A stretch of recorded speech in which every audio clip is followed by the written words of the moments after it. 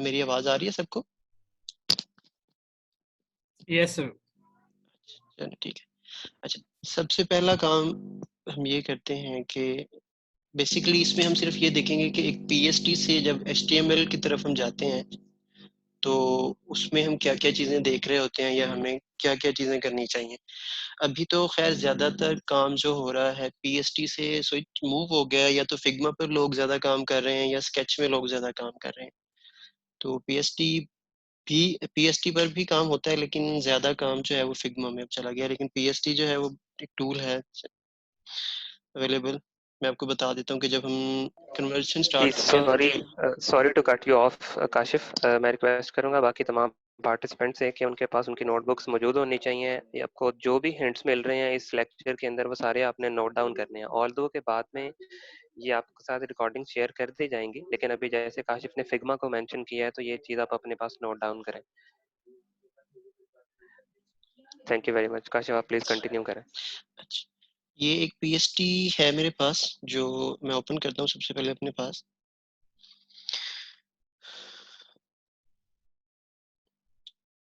इसको क्लोज करके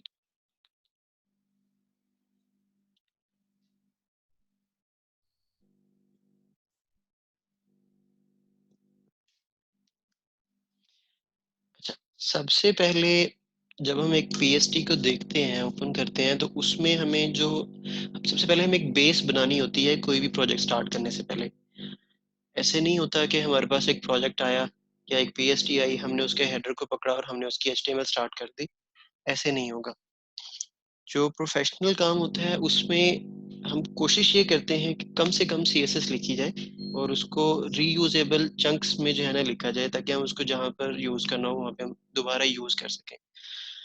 अब जैसे मैंने ये पीएसटी खोली है तो सबसे पहले मेरे दिमाग में या जो मैंने काम करना है वो ये करना है कि इसमें मुझे डिवीजन करनी है कि मैंने किस किस चीज को बनाना है रीयूजेबल, और उसको बाद में मुझे जहाँ पे यूज करना है मैं उसको यूज कर लूंगा। काशिफ आप प्लीज अपनी स्क्रीन शेयर कर दें ताकि समझने में आसानी रहे। स्क्रीन शेयर नहीं की थी अभी तक। अच्छा, ये मेरी स्क्रीन शेयर हो गई होगी अब आप सब लोगों के साथ। जी बिल्कुल, आपकी अच्छा, स्क्रीन नजर आ रही। अब ये पीएसटी मैंने ओपन की है। ठीक है, ये पीएसटी मेरा ख्याल है आप सब लोगों के पास भी होगी, साथ में शेयर कर दी होगी आप सब लोगों के साथ।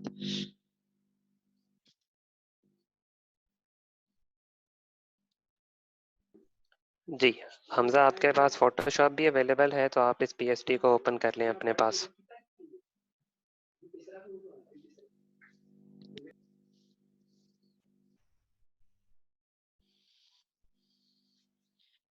सबसे पहले हम सबसे पहले हम इस पेज में जाकर ये देखेंगे कि हमें इसमें से कौन कौन सी ऐसी चीज है जो एक्सट्रैक्ट करनी है, जो हम HTML या CSS से अचीव नहीं कर सकते। उसमें ज्यादातर इमेजेस होती हैं या आइकन्स होते हैं छोटे छोटे, जिस तरह ये आइकन्स यूज हो रहे हैं। तो इनको हम जो है CSS से तो नहीं बना सकेंगे, तो इसलिए हमें इनको PST में से निकालना है। तो सबसे पहला टास्क तो ये है कि हम ये देखें कि हम इसको किस तरह से गेट कर सकते हैं या निकाल सकते हैं इसके अंदर से। तो उसका तरीका मैं आपको बता देता हूँ। आपने आइकन पर पहले आइकन को सिलेक्ट करना है। ठीक है, उसकी लेयर यहाँ पर सिलेक्ट हो जाएगी। ये देखें, आपने उस पर राइट क्लिक करना है और यहाँ से आपने डुप्लीकेट लेयर का ऑप्शन सिलेक्ट कर लेना है। ठीक है, और इसको एज अ न्यू डॉक्यूमेंट कोई नेम दे लेना है, जो भी आप इस आइकन को नेम देना चाहते हैं। या अब ये हमारे पास एक नई लेयर में आ गया है। अब ये सिर्फ आइकन नहीं आता, वो उस इमेज का जो साइज है, उस पीएसडी का जो साइज है वो पूरा हमारे पास आ जाता है। अब आपने क्या करना है कि इस इमेज वाले ऑप्शन में जाना है और ट्रिम करना है इसे। और ट्रिम करते हुए ये चारों ऑप्शंस जो हैं ये आपने सेलेक्ट कर लेने हैं और ओके कर देना है। अब आपके पास सिर्फ जो आइकन है वो रह जाएगा। ठीक है, इससे आपके पास वो आइकन जो है या जो भी इमेज है वो चीज़ आपके पास आ जाएगी। अच्छा, इसको हमने सेव कर लेना है, जहाँ भी आप चाहते हैं वो आप सेव कर लें अपनी प्रोजेक्ट की डायरेक्टरी में। पहले आप सिर्फ एक इमेजेस का फोल्डर बनाए और उसमें सिर्फ आप जो इमेजेस हैं उनको एक्सपोर्ट कर लें। अब जैसे हमारे पास ये हेडर है, इसको मुझे निकालना है तो मैं क्या करूँगा, मैं इसको इस बैकग्राउंड कलर के साथ नहीं निकालूंगा। अगर तो ये दोनों सेपरेट एलिमेंट्स हैं, पीएसटी के अंदर सेपरेट लेयर्स हैं, तो आपने क्या करना है कि सिर्फ इस लेयर को, इस इमेज को ले लेना है, ठीक है। इस इमेज को सिलेक्ट कर लेना है और इसको अपने एज एन एसेट जो है वो एक्सपोर्ट कर लेना है अपने पास। इसके ऊपर ये जो दूसरा कलर है, इसको हम CSS से अप्लाई करेंगे। उसकी रीजन ये है कि कई दफा रिक्वायरमेंट्स चेंज हो जाती हैं या हमें इसकी ओपेसिटी चेंज करनी पड़ती है या कम करना पड़ता है, तो हम वो CSS से वो चीज़ जो है ना वो कर सकते हैं, हमें इमेज को दोबारा जो है ना वो क्रॉप ना करना पड़े PST में से। तो सबसे पहला काम तो ये हो गया कि हमने सारे इमेजेस इसमें से ले लिए। अच्छा, अब दूसरा आपने ये करना है कि आपने एक कॉपी पेंसिल ले लेनी है और आपने उसमें ये देखना है कि मैं इस फाइल को, इस फाइल में कौन कौन सी ऐसी चीजें हैं जो कंपोनेंट बना के उसको मैं रीयूजेबल कंपोनेंट बना के अपने पास रख लूंगा और बाद में मैं उसको रीयूज कर सकूंगा। अब हम वो देख लेते हैं। अच्छा, सबसे पहले एक तो ये हेडर का कंपोनेंट है, आप इसको बनाएंगे और इसको अपने सारे पेजेस में एज इट इज कॉपी करते जाएंगे, ठीक है। उसके बाद आप ये स्लाइडर है यहाँ पे लगा हुआ, ये बनाएंगे। उसके बाद आपने सिर्फ एक, ये तीनों चीजें नहीं बनानी है, आपने सिंपल एक ये कंपोनेंट बनाना है। ये मैं आपको बताता हूँ, इतना सा इसकी आपने स्टाइलिंग करनी है, ठीक है। और इसमें सिर्फ आपने इसकी स्टाइलिंग ऐसे करनी है कि आपको सिर्फ जब आप इसको कॉपी पेस्ट करें, आप में आपको जो है ना इसमें सिर्फ ये आइकन चेंज करना पड़े और कुछ भी चेंज करने की जरूरत ना हो आपको। आपने इस तरह इसको, इसकी HTML CSS जो है, इस तरह आप इस तरह कह लें कि आपने एक रिव्यूजेबल चंक बना लेना है। इसी तरह आपने ये करना है कि आपने इसको ले लेना है, ये वाला एक कंपोनेंट बना लेना है। सबसे पहले आप ये काम करते जाएं, एक कंपोनेंट ये बना लें, एक कंपोनेंट ये बना लें। उसके बाद आप इसको एक कंपोनेंट बना सकते हैं, ठीक है।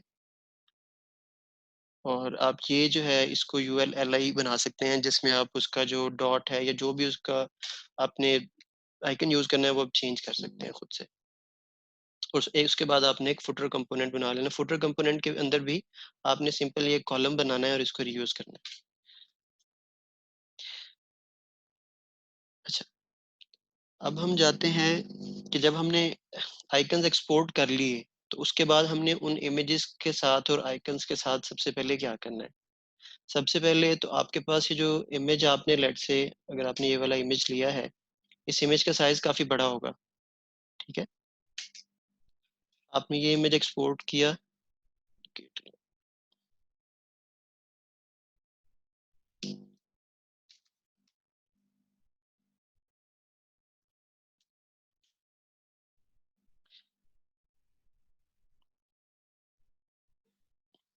इसको ट्रिम कर लिया। अब आपने इसको सेव कर लेना है।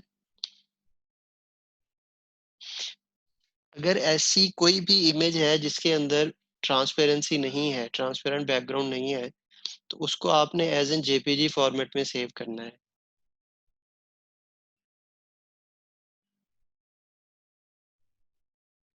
क्योंकि उसका साइज जो है वो कम होगा। अच्छा, आपने उसको सेव कर लिया। उसके बाद आपने उन आइकन्स को, मैं आपको एक लिंक बताता हूँ, टिनी PNG,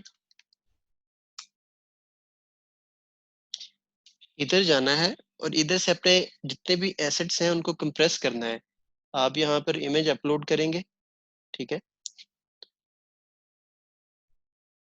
तो वो आपको आपका इमेज जो है वो कंप्रेस करके बताएगा। अब ये देखें कि जो मैंने इमेज वहां से लिया था PST से, उसका साइज था 29 KB।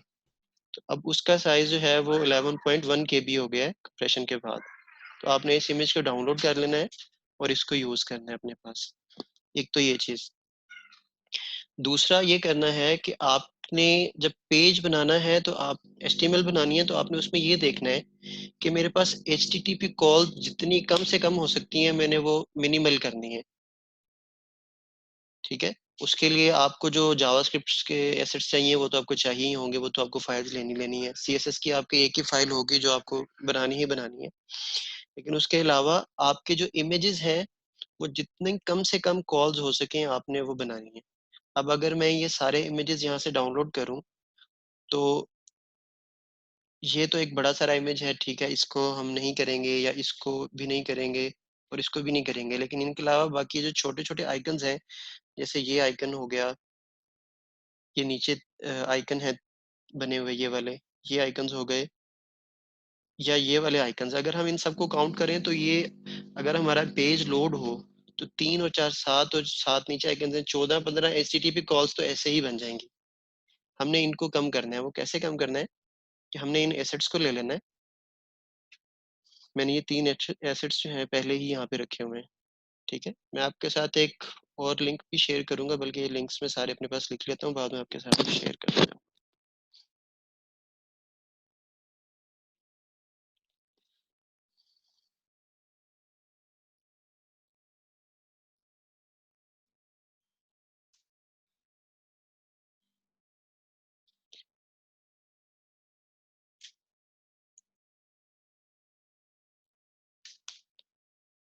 आपने इस लिंक पे जाना है और यहाँ से स्प्राइट जनरेट करनी है। स्प्राइट बेसिकली क्या होता है कि आपके जितने भी छोटे छोटे आइकन्स हैं उन सबको मिलाकर एक इमेज जो है ना बना दी जाएगी, और उसकी आपको CSS दे दी जाएगी। मैं आपको बताता हूँ।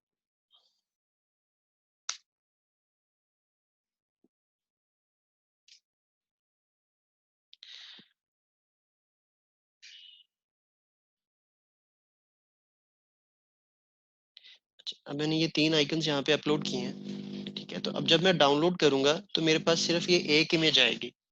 मेरे पास ये आपको इमेज नजर आ रहा होगा, ये इमेज बन जाएगा, ठीक है। इसको मैं डाउनलोड कर लूंगा और अपने पास सेव कर लूंगा, ठीक है। और ये मेरे पास CSS आ गया। मैं इस CSS को कॉपी कर लूंगा। अच्छा, अब हमारे पास ये HTML पहले से बनी हुई है, CSS भी बनी हुई है, तो मैं इसके अंदर आपको ऐड करके दिखा देता हूँ।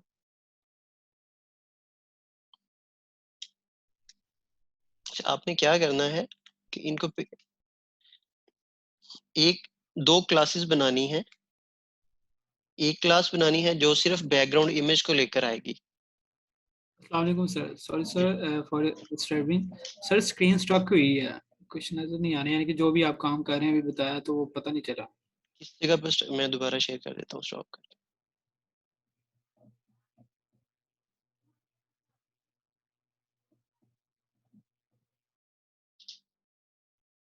अच्छा, मेरी स्क्रीन अब शेयर होगी आपके साथ।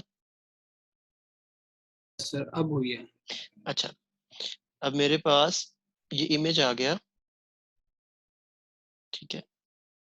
इमेज कॉपी, इसको मैं इमेजेस के अंदर रखूंगा इधर, ठीक है। मैं 2 क्लासेस बनाऊंगा।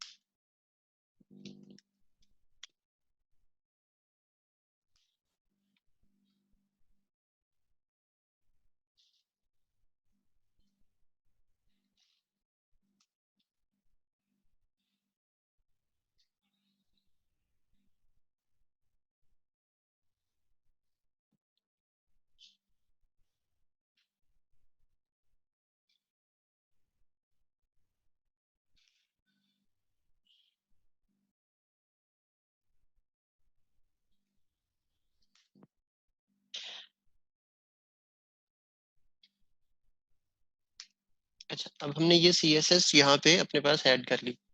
अब मैं क्या करूंगा कि जहां पर मुझे ये वाला आइकन चाहिए होगा, बीजी सर्कल, जैसे यहाँ पर लगा हुआ है,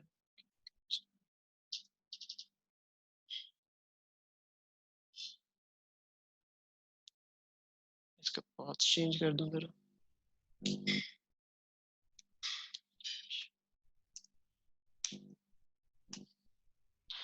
अच्छा,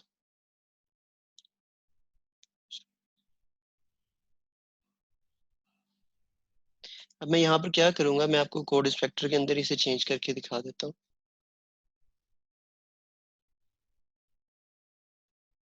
यहाँ पर अब मैं इमेज नहीं लगाऊंगा, ठीक है। इसकी अच्छा,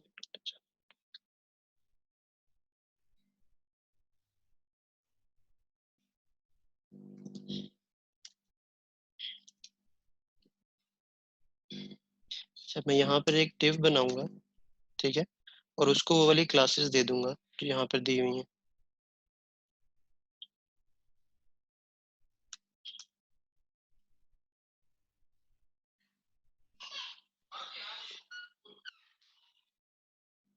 सबसे पहले ये क्लास दूंगा। ये क्लास क्या करेगी कि इस div के बैकग्राउंड पे इमेज लगा देगी। अब हमने क्लास तो एक ही बनाई है, ठीक है।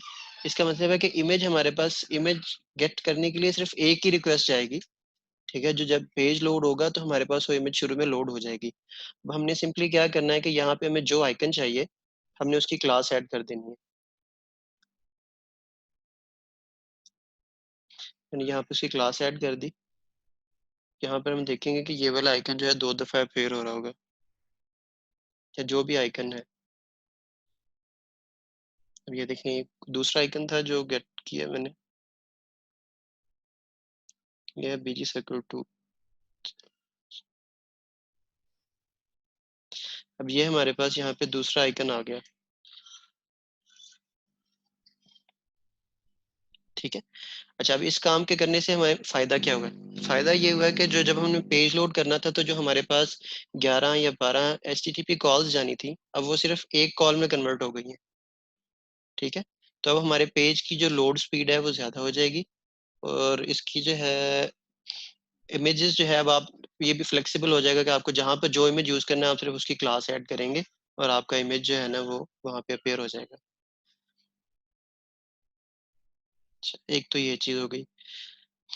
दूसरा इसमें ये हो सकता है कि अगर हमारे पास इमेज नहीं है, कोई ऐसा आइकन है कि जो हम फॉन्ट ऑसम से ले सकते हैं। तो फॉन्ट ऑसम का अगर आप सबको आइडिया नहीं है तो मैं बता देता हूँ। एक आइकन्स की लाइब्रेरी है जहाँ से हमें आइकन्स मिलते हैं टेक्स्ट की फॉर्म में। हम उनका फॉन्ट साइज, कलर और ये सारी चीजें चेंज कर सकते हैं। सिंपली हमें वो अपने पेज के अंदर ऐड करनी होती है। इस प्रोजेक्ट के अंदर अगर आप देखेंगे तो वो भी ऐड हुई हुई है। यहाँ पे आइकन्स में जाएंगे, अगर आपको कोई आइकन चाहिए हो तो हम आप यहाँ से वो आइकन, उसकी सिर्फ क्लास देंगे और आपका आइकन बन जाएगा, और आप उसका फॉन्ट साइज और कलर वगैरह सिर्फ चेंज कर देंगे। इससे ये है कि हमारी वो जो इमेज के लिए कॉल जानी है वो तो कम हो जाएगी, लेकिन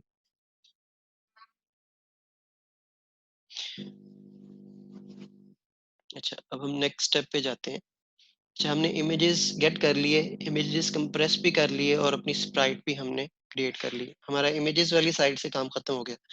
अब दूसरा काम हमारा होता है टाइपोग्राफी। जो हमारे पास PSTI है, हमने उसमें टाइपोग्राफी देखनी है कि हमने किस तरह से चीज़ों को, फॉन्ट्स जो है उनको किस तरह से सेट करना है।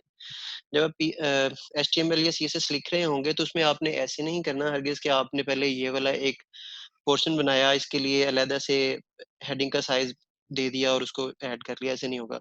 आप पहले अपने पूरे पेज को इंस्पेक्ट करेंगे। आपने बारी बारी सारी चीज़ों को देखना है कि यहाँ पर टेक्स्ट का साइज क्या है, फॉन्ट फैमिली क्या है। मैंने, मेरे पास ये फॉन्ट जो है विंडोज में भी ऐड नहीं है, तो मैंने जब उस पर क्लिक किया तो उसने मुझे फॉन्ट नेम बताया था कि यहाँ पर जो फॉन्ट नेम है वो रोबोटो यूज हो रहा है। यहाँ पर जब मैंने डबल क्लिक किया तो रोबोटो लाइट यूज हो रहा है। फॉन्ट्स के लिए सबसे पहले हमारी कोशिश ये होनी चाहिए कि जो भी फॉन्ट हमारी साइट में यूज हो रहा है, नॉर्मली तो एक या ज्यादा से ज्यादा 2 फॉन्ट्स यूज होते हैं, इसमें 3-4 यूज हो रहे हैं, लेकिन नॉर्मली 2 होते हैं, तो हमने उनके सीडीएन ले लेने हैं। अगर हम गूगल पे जाएं तो गूगल फॉन्ट से हमें इसका रोबोटो फॉन्ट का सीडीएन मिल जाएगा।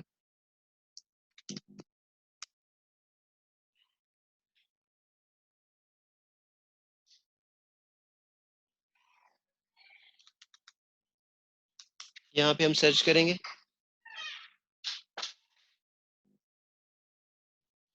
अब ये हमारे पास फॉन्ट आ गया। अब इसमें से जो जो वेरिएंट हमारी साइट में यूज हो रहे हैं हम उनको सेलेक्ट करते जाएंगे, ठीक है। और उसका लिंक जो है वो कॉपी करके अपने हेड के अंदर पेस्ट कर लेंगे। अब जैसे मुझे इसका, अगर ये वर्जन रेगुलर चाहिए होगा तो ये भी मैं ऐड करूंगा तो ऐड हो जाएगा ये वाला ये वाला लिंक जो है हम अपनी हेड के अंदर ऐड कर लेंगे तो फॉन्ट्स जो है हमारे पास आ जाएंगे। अब हमने क्या करना है कि टाइपोग्राफी का एक पेज बनाना है, जो कि पीएचडी में तो नहीं है, लेकिन हम अपने पास एक जो है ना कंपोनेंट्स का पेज बनाएंगे जिसके अंदर हम बारी बारी अपनी हेडिंग्स या फॉन्ट साइज डिफाइन करेंगे। अब हम पूरे पेज में चेक करेंगे कि सबसे बड़ा फॉन्ट किस चीज का है या किस एलिमेंट का है। तो वो जो हमें नजर आ रहा है वो अभी तो सिंपल यही है। तो हमें जैसे हम इस पर डबल क्लिक करेंगे तो हमें इसका फॉन्ट साइज जो है वो आपको ऊपर ये बार में मिल जाएगा। फॉन्ट फैमिली क्योंकि मेरे पास इंस्टॉल नहीं है मेरे सिस्टम में, तो वो आपको यहाँ पे भी जो डिफॉल्ट वो दिखा रहा है फोटोशॉप वो दिखा देगा। तो फॉन्ट साइज आपको यहाँ से मिल जाएगा। अब आपने क्या करना है कि आपने एक क्लास बनानी है CSS के अंदर। आप ऐसे h1 या .h1, ठीक है, उस पर आपने फॉन्ट साइज दे देना है। फॉन्ट साइज 38 है शायद, हाँ। अच्छा, इसके लिए मैं आपको एक और टिप दे दूं कि अभी जो फॉन्ट साइज यूज होते हैं ना, वो पिक्सेल्स में यूज नहीं करते हम यूज करते हैं REM यूनिट के साथ। मैं आपको वो बता देता हूँ कि वो करता क्या है। हम HTML का फॉन्ट साइज डिफाइन कर देंगे। Font size 62.5%। जो ब्राउजर का डिफॉल्ट फॉन्ट होता है ना वो 16 पिक्सल्स होते हैं ज्यादा, ठीक है। हमने उसको 10 पिक्सल बनाना है। वो 10 पिक्सल हम किस तरह से बनाते हैं, कैलकुलेटर निकालेंगे। 10 डिवाइड बाय 16 मल्टीप्लाई बाय 100, तो 62.5 आ गया। 62.5% कर दिया हमने यहाँ पे। अब हम क्या करेंगे, HTML sorry body font size 1.6 REM। अच्छा, अब इससे हमारे पास फायदा क्या होगा कि अगर हम मोबाइल व्यू पर जाते हैं और हमें अपना फॉन्ट साइज जो है वो चेंज करना है, तो वो हम सिंपली क्या करते हैं कि हम एक मीडिया क्वेरी लगाएंगे।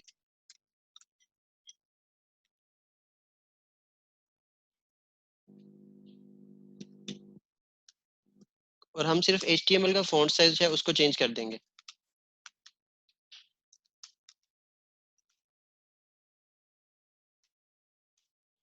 लेट से हम कर देते हैं इसको 8 पिक्सल्स। तो अब जो बाकी सारे फॉन्ट्स हैं वो उस 8 पिक्सल्स के हिसाब से कन्वर्ट हो जाएंगे REM में। अब 8, अब 1.6 जो है वो कितना बन जाएगा,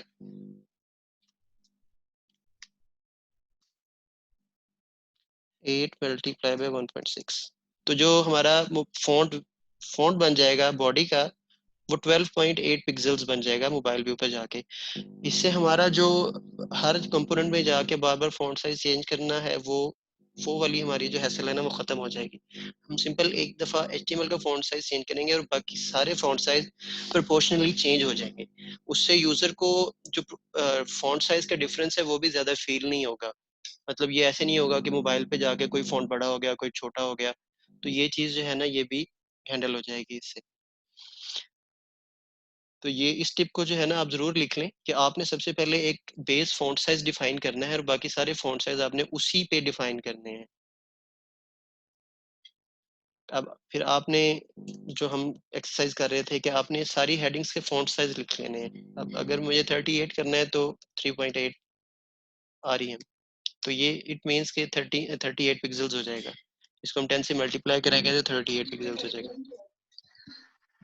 जी काशिफ, मैं एक चीज़ ऐड करना चाहूँगा जी कि मैं ये वाली मीटिंग जो है उसको ख़त्म कर रहा हूँ और आपके साथ एक न्यू लिंक शेयर करता हूँ ठीक है, सबके साथ। आप वो ज्वाइन कीजिएगा। ठीक है, अभी आप चूंकि काशिफ होस्ट हैं तो आप रिकॉर्डिंग स्टॉप करें ताकि फाइल सेव हो जाए और उसके बाद फिर हम इस मीटिंग को एंड करते हैं।